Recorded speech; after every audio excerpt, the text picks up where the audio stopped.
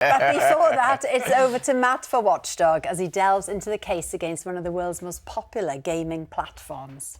Yes, the PlayStation 5 was the best-selling console of last year. However, Sony, the company that makes it, is currently facing a lawsuit over claims it's been excessively and unfairly charging millions of its customers. So, ahead of the legal hearing coming to an end on Friday, I sat down with consumer champion Alex Neil to find out more.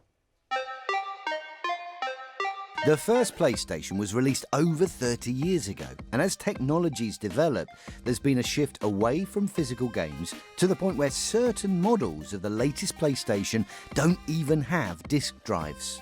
Instead, people have to go here to Sony's online PlayStation store, buy a game, and download it onto their console. Because these online-only customers are effectively locked into buying from Sony, the argument is that Sony's created a monopoly. The real question is this, though. Are they using that market power to charge customers unfairly? New PlayStation games from the online store can cost over £100, which has left PlayStation users like Kia struggling to keep up. Are you the only gamer in your household? I'm not, no. I have 2 children, 11 and 8, single mum, you know, all the bills I have to pay. The price of games has gotten absolutely ridiculous. If nothing changes, see you later, Sony. Gareth's been a fan of PlayStation for over 20 years and says he's bought the disc version of hundreds of games. But now he feels like he's being pushed towards buying downloadable games that are only sold through its online store. I think it's outrageous. I think Sony are just cornering the market. Gareth also feels that it's unfair that PlayStation games bought online often cost more than the physical version, especially as once you've bought them, you can't resell them on afterwards. I think it should be a little bit cheaper because there's nothing, physical about the digital game.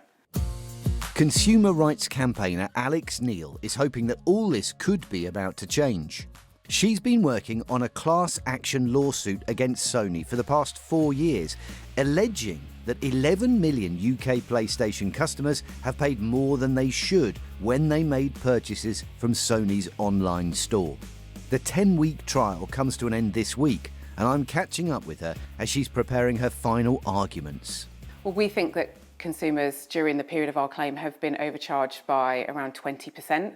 So that adds up to around £2 billion. So this is huge amounts of money. A lot of people would say they can charge whatever they feel to be the appropriate price. What would normally happen is prices would be competed down by other players in the market. Where you have one big dominant player, there's less of that effect. And so the law puts special conditions onto that company to make sure that consumers are protected and not ripped off. Alex believes that if successful, millions of PlayStation customers could be awarded around £180 each in compensation. And she hopes the case will provoke change. Why would it save me money as a gamer? Sony should allow game publishers or developers to build their own stores within the PlayStation and allow them to retail and sell their own games. If you introduce some competition, then you should see cheaper prices. I'm meeting technology journalist Guy Cocker to understand how Sony compares to its competitors.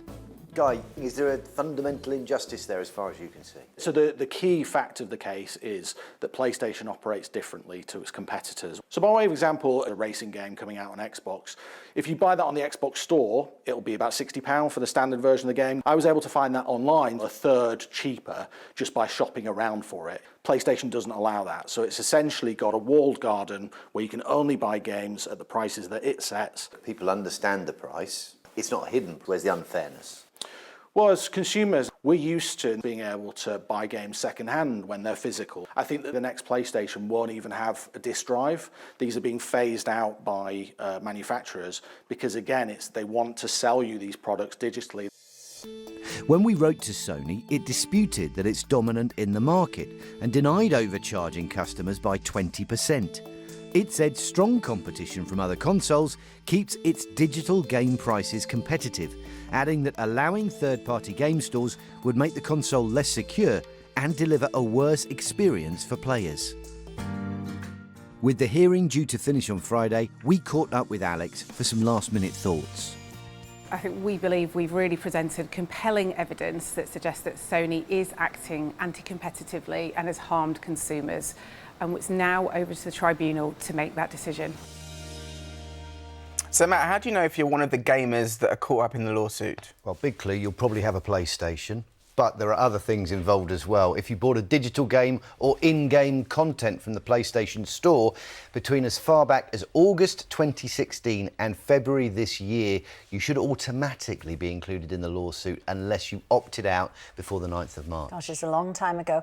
But, you know, people would be really interested in the outcome of that hearing, won't they? Absolutely. But the final judgment probably won't be known for several months. We will, of course, be keeping an eye on that case.